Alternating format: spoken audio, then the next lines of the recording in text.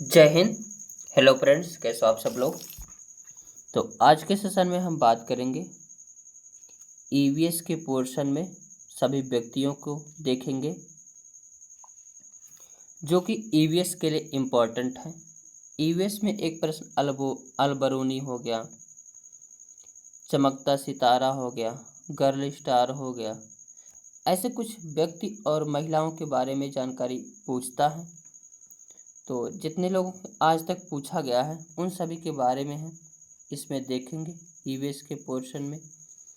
और ये सेटेट के लिए जो है इम्पोर्टेंट भी है, क्योंकि यहाँ से प्रश्न जो है देखने को जरूर मिलते हैं।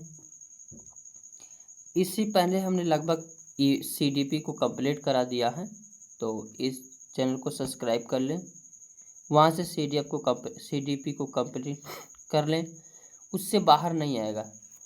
30 में से 30 टारगेट है और पूरे सीटेट में जो है 130 प्लस का अंक का जो है टारगेट लेकर चल रहे हैं और इसको अचीव करेंगे। ऐसा नहीं कि नहीं अचीव कर पाएंगे, क्योंकि मैं भी 30 में से 30 जो है पाया हूँ सीडीपी में। तो देखते हैं अल बेरूनी 1000 से भी ज़्यादा साल पहले एक यात्री भारत आया था। इनका नाम था अल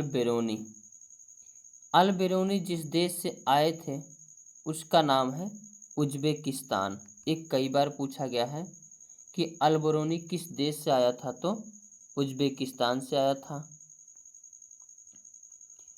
और जितना जानकारी मैं यहाँ पे दिया हूँ खाली उतना ही जानकारी आप सभी को चाहिए, इससे बाहर नहीं पढ़ेंगे फिर भी कोई दिक्कत नहीं होगा।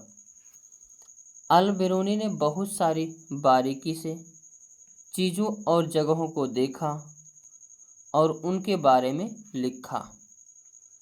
खास तौर से वे जो उन्हें अपने देश से अलग लगी, यानी जो अपने देश से अलग अल बेरूनी महोदय को लगी, उसके बारे में उन्होंने लिखा। अल बेरूनी उस समय तालाबों के बारे में लिखते थे कि यहाँ के लोग तालाब बनाने में तो माहिर हैं, अगर हमारे देश के लोग इन्हें देखेंगे तो हैरान ही रह जाएंगे। बहुत बड़े बड़े भारी पत्थरों से को लोहे के कुंडों और सीढ़ियों से जो है जोड़कर तालाब के चारों तरफ चबूतरे बनाए जाते हैं। इन चबूतरों के बीच में ऊपर से नीचे की ओर जाती हुई सीढ़ियों की लंबी कतारें होती हैं। लोगों के उतरने चढ़ने के रास्ते अलग अलग होते हैं। यहाँ भीड़ लगने से परेशानी नहीं होती है। आज इतिहास पढ़ने वाले लोगों को अल बेरूनी की किताबों से उस जमाने के बारे में बहुत कुछ पता चलता है। अल बेरूनी की किताब का नाम किताब उल हिंद है। तो चर्चा किसकी किया है? ज़्यादातर तो तालाबों की, बावड़ी की। पुस्तक क्या है? किताब उल हिंद। कहाँ से आए हैं तुर्क जो है, ये तो उज्बेकिस्तान से आए हैं। आगे हम लोग देखेंगे बछेंद्री पाल के बारे में। इनसे भी प्रश्न पूछता है एक नंबर जो है। बछेंद्री पाल भारत की पहली और विश्व की 5वीं महिला थी जिन्होंने माउंट एवरेस्ट की चोटी पर चढ़ाई की। बछेंद्री पाल बचपन में एक पिकनिक में गई थी जहां वे 4000 मीटर ऊंची चोटी पर चढ़ गई थी। तब कुल ये 12 वर्ष की थी। इतना ध्यान देना, जितने लाइन हम पढ़ा रहे हैं इतने ही लाइन पढ़ के जाना है, देखना है। क्वेश्चन यहीं से पूछा गया है अब तक का। यह उत्तराखंड के गढ़वाल एरिया में नाकुरी गांव में बड़ी हुई। इन्होंने नेहरू इंस्टीट्यूट ऑफ माउंटेनियरिंग से अपने ट्रेनिंग ली और गाइडर ब्रिगेडियर ज्ञान सिंह थे, यानी इनके जो गाइडर थे ज्ञान सिंह, ब्रिगेडियर थे ज्ञान सिंह। और किस इंस्टीट्यूट से अपनी जो है ट्रेनिंग ली थी, तो इंस्टीट्यूट ऑफ माउंटेनियरिंग से। 1984 में माउंट एवरेस्ट में जाने के लिए टीम मेंबर बनी, जो 23 मई को दोपहर 1:07 पर 1.07 पर अपना पहला कदम 8,848 मीटर की ऊंची चोटी यानी माउंट एवरेस्ट पर रखी। इनके साथ एक और मेंबर गई थी। ये एक साथ कदम नहीं रख पाए क्योंकि वहाँ जगह नहीं थी, तो उन्होंने पहले अपना कदम रखा। इसके बाद वे अपना सिर झुकाया, झंडा फहराया और तस्वीरें ली। माउंट एवरेस्ट को नेपाल में सागरमाथा भी कहा जाता है। आगे देखेंगे, पर्वतारोहण एक खेल, शौक या पेशा है जिसमें पर्वतों पर चलना, चट्टान पर 90% कोण बनाते हुए चला जाता है। पर्वतारोहण में होने वाली कठिनाइयाँ, क्या क्या कठिनाई आती हैं तो गिरती चट्टानें, गिरते बर्फ, पहाड़ों से गिरना, हिमस्खलन, बर्फ की ढलानें, हिम की दरारें, मौसम, ऊंचाई, सौर विकिरण, ज्वालामुखी गतिविधियाँ, ये सभी चढ़ने में कठिनाई होती है। पर्वतारोहण में काम आने वाले औजार, ऑक्सीजन सिलेंडर, कील वाले जूते, कुल्हाड़ी, नायलॉन की मजबूत रस्सी, चाकू, दूरबीन, पोर्टेबल कैंपिंग तंबू, आइस ग्लासेस और हेलमेट, मजबूत नायलॉन बेल्ट, बर्फ तोड़ने के लिए एक तरह का खास हथौड़ा, ये सभी अपने पास ले जाते थे। पर्वतारोहण में एक ग्रुप लीडर की भूमिका क्या होती थी? बाकी लोगों को सामान उठाने में मदद करना, पूरे ग्रुप के आगे बढ़ जाने पर ही आगे बढ़ना, जो चल ना पाए उसे हाथ पकड़कर चढ़ाना, ये सभी इनकी क्या होती थी? विशेषताएं होती थी। रुकने के लिए जगह ढूंढना, साथी बीमार के पड़ने पर उसका ध्यान रखना, सबके खाने पीने का इंतजाम देखना। संतोष यादव 20 वर्ष की आयु में माउंट एवरेस्ट पर चढ़ने वाली सबसे कम उम्र की प्रथम महिला है। अब आगे हम लोग देखते हैं सुनीता विलियम्स के बारे में। इनके बारे में भी बहुत इम्पोर्टेंट इनका अनुभव है वहाँ से प्रश्न पूछा जाता है।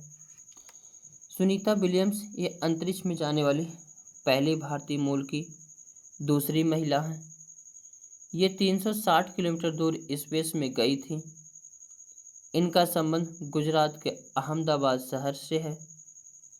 इन्होंने 195 दिनों तक अंतरिक्ष में रहने का विश्व रिकॉर्ड बनाया है। जून 1998 ईस्वी में अंतरिक्ष एजेंसी नासा में इनका चयन हुआ। 2008 में इन्हें विज्ञान एवं अभियांत्रिकी के क्षेत्र में भारत सरकार द्वारा पद्म भूषण से सम्मानित भी किया गया है। 16 अप्रैल 2007 को अंतरिक्ष में मैराथन दौड़ ऐसा करने वाली विश्व की पहली महिला बन गई हैं। आगे सुनीता विलियम्स के अनुभव। वहाँ एक जगह पर बैठ नहीं पाते थे, एक जगह से दूसरी जगह तैरते रहते थे, जैसे फ्लोट करते रहते थे। पानी भी नहीं रुकता था, बुलबुले बन के फ्लोट करता था। मंजन वगैरह करने के लिए बुलबुलों को पकड़कर मुंह को धोना पड़ता था। चेहरा या हाथ धोने के लिए बबल पकड़ना पड़ता था, कागज गीला करना पड़ता था। वहाँ कंघी करने की आवश्यकता नहीं थी क्योंकि बाल हमेशा खड़े रहते थे। वहाँ टहल नहीं सकते थे, फ्लोट करने की आदत हो गई थी। एक जगह पर रुकने के लिए खुद को बांधना पड़ता था। यही अनुभव से ही क्वेश्चन पूछे जाते हैं। नील आर्मस्ट्रांग चांद पर उतरने वाले प्रथम व्यक्ति थे। वे चांद पर 1969 ईस्वी में गए थे। भारत अर्जेंटीना के विपरीत देशांतर में पर है, इसलिए भारत के लोग अर्जेंटीना के लोगों के सापेक्ष उल्टे हैं। आगे देखेंगे राकेश शर्मा, इनके बारे में क्या बातें जानना है। तो भारत के प्रथम और विश्व के 138वें अंतरिक्ष यात्री राकेश शर्मा का जन्म 13 जनवरी 1949 ईस्वी को पंजाब के पटियाला में हुआ था। वह 3 अप्रैल 1984 को सोवियत संघ के अंतरिक्ष यान सोयूज T-11 से अंतरिक्ष के लिए रवाना हुए थे। 7 दिन 21 घंटे और 40 मिनट स्पेस स्टेशन सैल्यूट 7 में बिताने के बाद वह धरती पर लौट आए थे।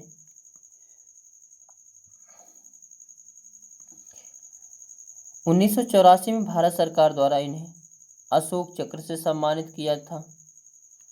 इन्होंने सोवियत रूस के यूरी गागरिन केंद्र में अंतरिक्ष यात्री का प्रशिक्षण जो प्राप्त किए। आगे देखेंगे कल्पना चावला, इनके बारे में यहाँ से भी पूछे जाते हैं। ये भारतीय मूल की अमेरिकी अंतरिक्ष यात्री थी। ये भारत की पहली महिला अंतरिक्ष यात्री थी। इनका जन्म 17 मार्च 1962 करनाल हरियाणा में हुआ था। 1998 ईस्वी में कल्पना चावला ने नासा के एम्स अनुसंधान केंद्र से अपने व्यावसायिक जीवन की शुरुआत की थी।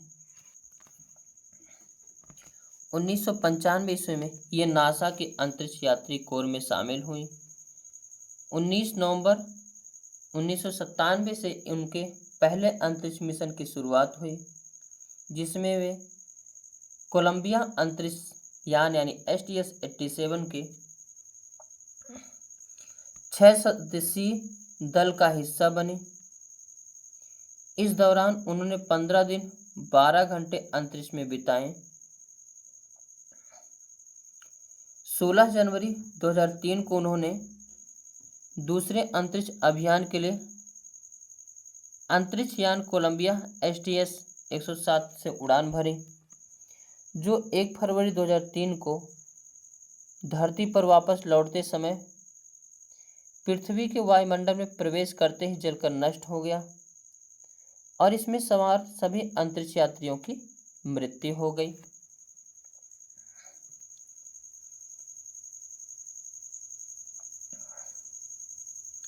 आगे देखेंगे लेफ्टिनेंट कमांडर वहीदा प्रिज्म, इनसे भी पूछा जाता है प्रश्न।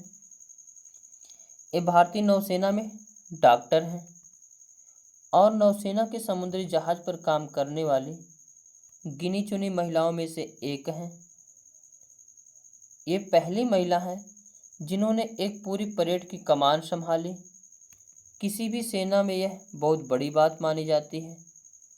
इनका गांव थन्ना मंडी, जो कि जम्मू कश्मीर के राजौरी जिले में है। यह है लेफ्टिनेंट कमांडर वहीदा प्रिज्म।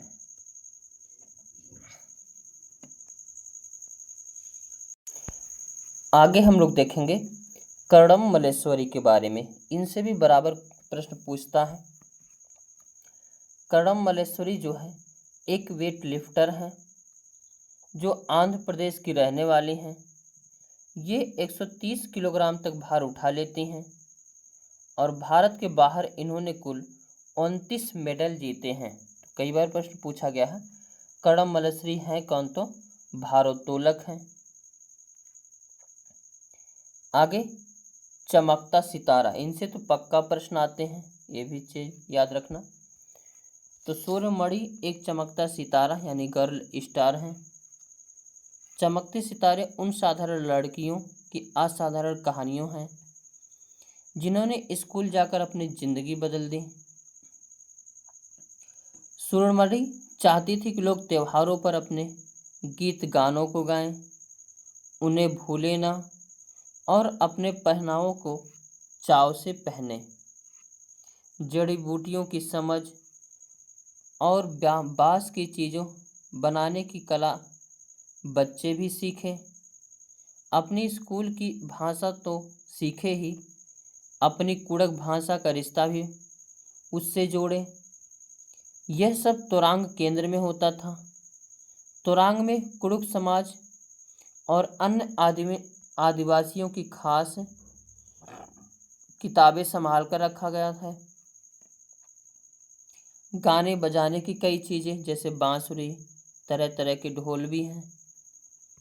सुरमरी 21 साल की थी जब उसने वासवी दीदी और कई लोगों की मदद से एक केंद्र खोला। उसने इस जगह का नाम तोरांग रखा। कुड़ुक भाषा में तोरांग का मतलब होता है जंगल। कुड़ुक भारत, नेपाल, भूटान और तथा बांग्लादेश में बोली जाती है। भारत में यह बिहार, मध्य प्रदेश, छत्तीसगढ़, झारखंड एवं पश्चिम बंगाल के उराव जनजातियों द्वारा बोली जाती है। इसको उराव भाषा भी कहते हैं। आगे देखेंगे दांडी यात्रा। सन 1930 ईस्वी में अंग्रेजों ने भारत के आम लोगों को नमक बनाने पर पाबंदी लगा दी, जिस कारण गांधी जी ने दांडी यात्रा शुरू की। गांधी जी का कहना था कि जो चीज़ हमें कुदरत ने दी है उसे बनाने पर बंदिश कैसी। उन्होंने लोगों के साथ मिलकर अहमदाबाद से दांडी के समुद्र तट तक एक लंबी यात्रा की और इस गलत कानून को जो है तोड़ा।